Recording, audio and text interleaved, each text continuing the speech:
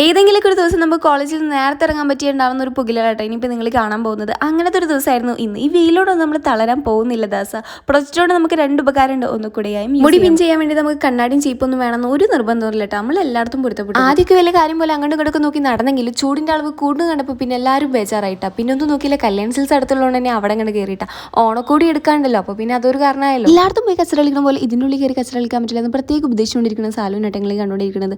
ഇതാണ് ഷബനാസ മിററിൽ കണ്ട സാധനം. ഞങ്ങളെക്കാളും വയസ്സിന് ഒത്തിരി മൂത്തതാണെന്നുണ്ടെങ്കിൽ ഞങ്ങളെക്കാളും വലിയ കയ്യിലിരിപ്പാട്ടോ കയ്യിലുള്ളത്.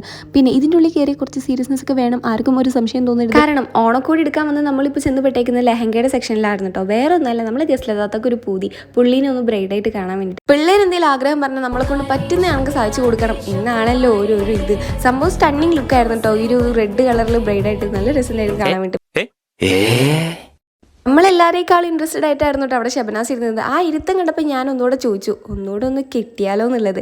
വേണ്ടേ വേണ്ടാതായിരുന്നു ആളുടെ ഒരു ആൻസർ ഇട്ടാ. പിന്നെ നമ്മൾക്ക് എല്ലാവർക്കും വേറെ അറിഞ്ഞുകൊണ്ട് ആ ഒരു ആൻസറിൽ വയറിഞ്ഞുകൊണ്ട് നേരെ നമ്മൾ പൊടി തട്ടി ഇറങ്ങിയത് വേറെ ഇങ്ങോട്ടല്ല, സിറ്റിസാരുടെ സെക്ഷനിലോട്ടായിരുന്നു കേട്ടോ. പക്ഷെ അവിടെ പോയിട്ട് ഒന്നും നമുക്ക് ഇഷ്ടപ്പെട്ടില്ലടോ. പിന്നെ ഒന്നും നോക്കിയില്ല, അവിടെ നിന്ന് നേരെ ഇറങ്ങി കേട്ടോ. പക്ഷെ വന്നതിലൊന്നും നടന്നില്ല എന്നല്ല കേട്ടോ. കാരണം എന്താ വെച്ചാൽ നമ്മുടെ ഗസ്റ്റിലെ താത്തയുടെ പൂതിയൊക്കെ നമ്മൾ തീർത്തു കൊടുത്തില്ലേ ഒന്ന് ബ്രൈഡായി കാണാന്നുള്ളത്. പിന്നീട് നമ്മൾ അവിൽ മിൽക്കൊക്കെ കുടിച്ച് അങ്ങനെ അങ്ങോട്ട് ഇറങ്ങിട്ടോ. അപ്പോൾ വീഡിയോ ഇഷ്ടമായിട്ടോ ലൈക്കിന് സബ്സ്ക്രൈബ് ടാറ്റാ.